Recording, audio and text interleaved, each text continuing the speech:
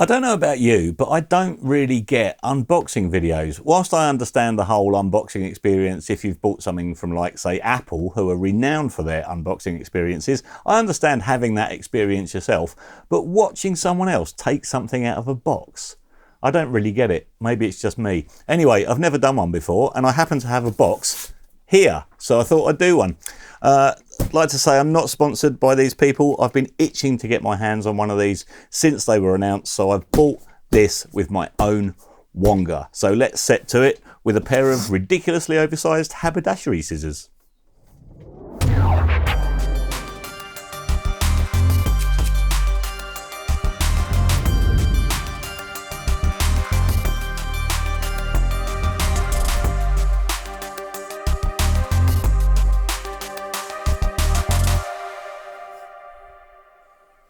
Nice, feels good. The Klark Teknik EQP-KT. Wouldn't it be nice if we could compare this with an original vintage Pultec EQ? Good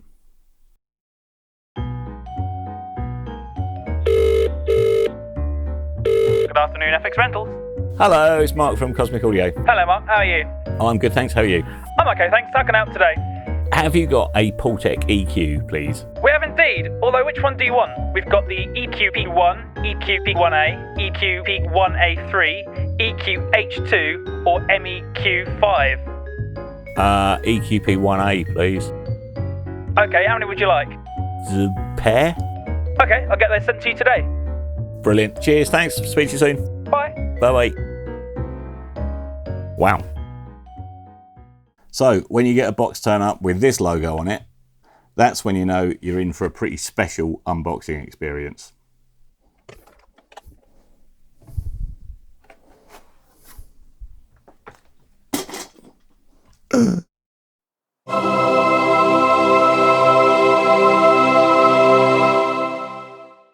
This is gear porn.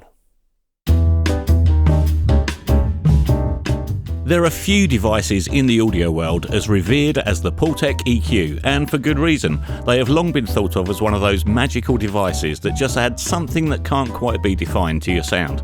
Even with no EQ applied, many of those lucky enough to have a nice pair of vintage originals often slap them across their master bus just to add a certain mojo. The first Pultec EQ, the EQP-1, was created in 1951 by Ollie Summerland and Gene Shank in New Jersey, US of A, with their company Pulse Techniques, which to me sounds a little bit like a sex book.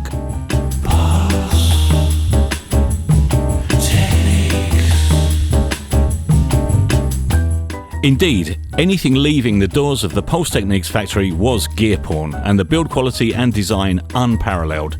Every Pultec unit was handmade to order. With the EQP-1A, the model we have here for this shootout, Pulse Techniques had a future classic on their hands, a supremely musical passive equalizer design complete with an additional valve amplifier circuit to restore the original signal level that's reduced when EQ is applied. This makes the EQP-1A a no-loss passive equalizer, and therefore the signal remains the same regardless of whether the EQ is switched in or out, which is very useful when flicking the bypass switch and comparing the EQ'd signal with the unprocessed one. The EQP-1A is also incredibly easy to use, featuring simple high and low EQ sections. The low frequency section is a shelving EQ featuring 4 frequency bands at 20, 30, 60 and 100 Hz. Boosting and cutting at the same time can yield interesting EQ curves that are unique to these units, and whilst the original user manual advises against boosting and cutting simultaneously as the effect will cancel out, in reality, as the boost control has a slightly higher gain than the attenuation control, the frequencies they affect are slightly different.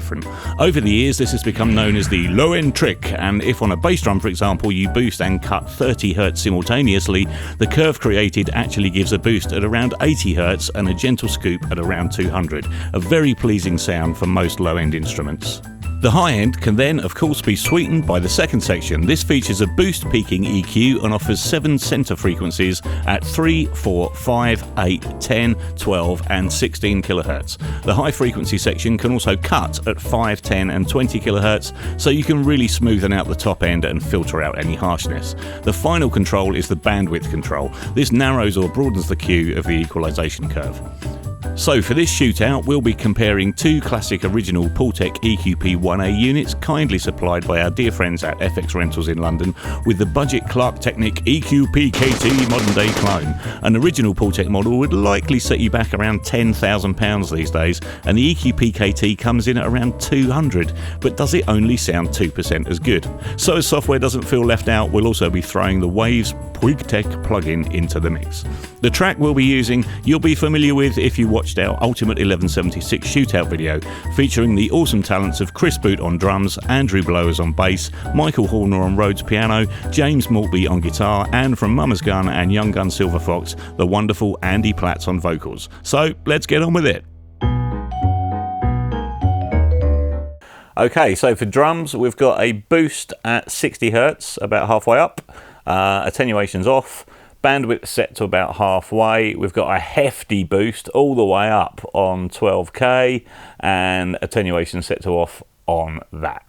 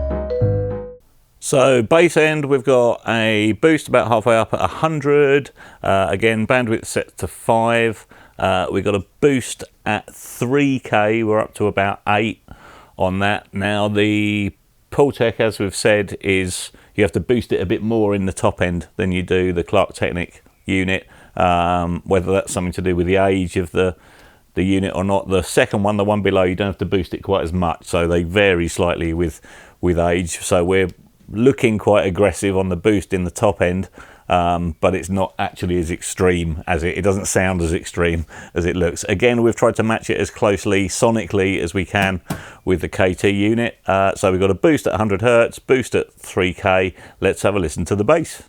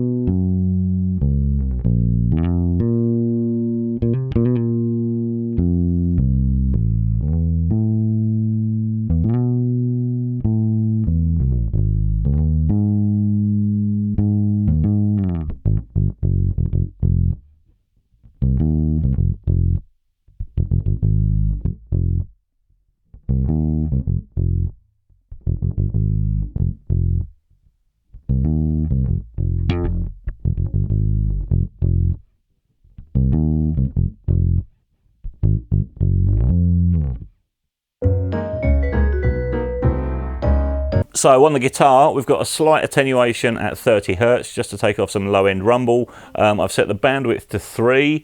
We've got a boost going on at 4K. Let me take the attenuation off first. So a slight boost at 4K. Let me just pump that up so you can hear it.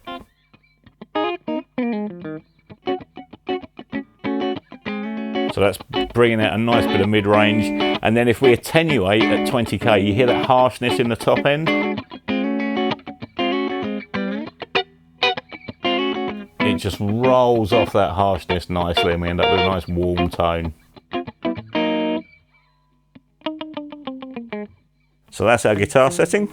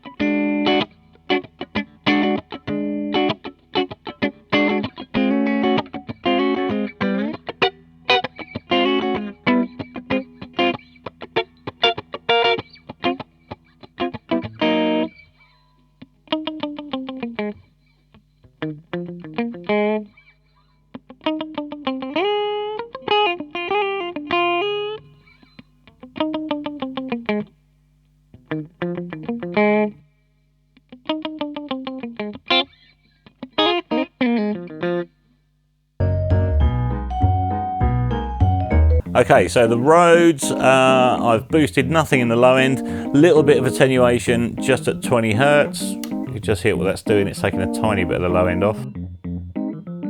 There we go. Bandwidth I've gone broad all the way up, and then we've got a boost at 3K, so this is without the EQ. This is with.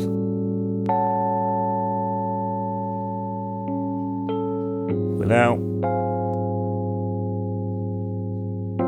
So we're taking a little bit of low end out and just bringing a bit of that bark and a bit of sparkle out in the top end.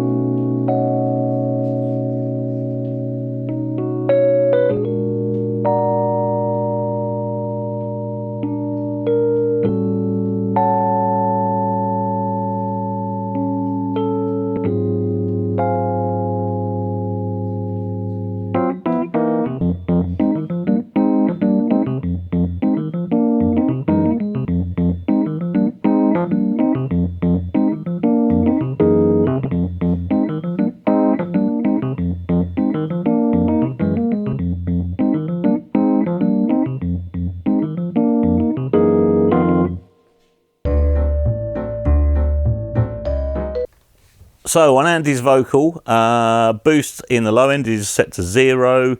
I've attenuated 20 Hertz again, so that's just taken the super low end out.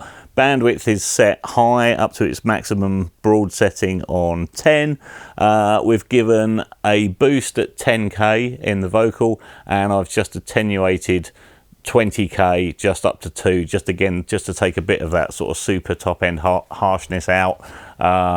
But the boost has brought the nice sort of 10K to 12K, which we've got because we've got the bandwidth set wide. That's just given a nice bit of sparkle to Andy's vocal. So let's have a listen. I'll bypass it first. Words come easy, tumbling from my lips in delight, bright and breezy. Every word a smile behind my eyes. You light a fire in my mind. I never get tired. Talking about you. Oh, no. Talking about you. Talking about you. Talking about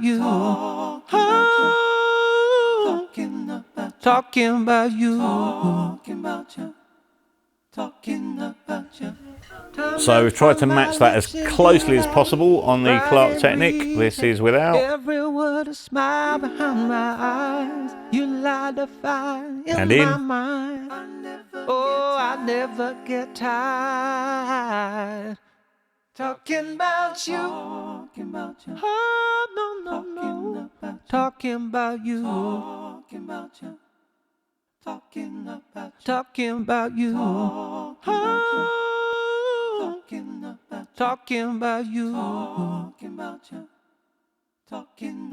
you. Words come easy, tumbling from my lips in delight, bright and breezy. Every word a smile behind my eyes. You light a fire in my mind. I never get tired. Talking about you. Oh, no. Talking about you. Talking about you. Talking about you.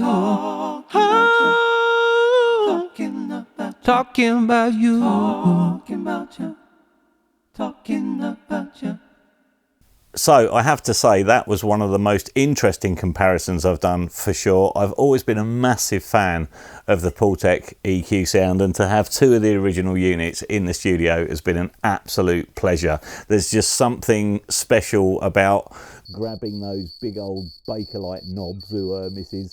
and playing with them and hearing the difference it makes, the cutting and boosting of the bass, at the same time, affects the mid, and just the whole way the units work is fantastic. And the originals have been an absolute pleasure to use. It's like driving a really special vintage car. It's just great fun. I have to say, I'm completely blown away with the Klark Teknik unit. When I got it out of the box and felt the slightly plasticky knobs, I thought, this is, without passing audio through it, if you just operate the Klark Teknik and you operate the original Pultec, the Klark Teknik is kind of like a cheap bike. It's sort of, it's great when you're a kid and you get it. It's great for a couple of weeks, and then it just spends the next 10 years rusting in the garden. Whereas something you're going to go out on as often as you can, and that's still my sort of overall feeling. There's something really special about these units, and even though the sound is... Ever since we started this YouTube channel, for months now, I've had to put up with his incessant waffling. Even lockdown hasn't saved me from it. Little does he know what I've been working on in the background.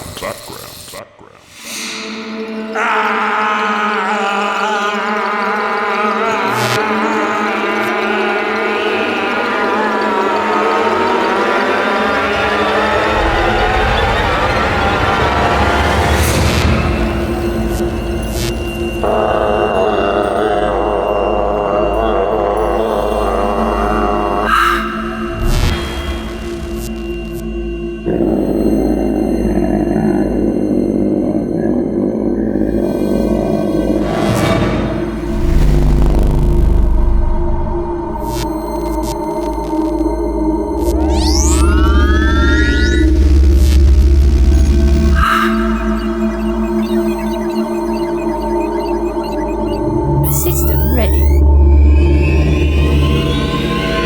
Grace is ready.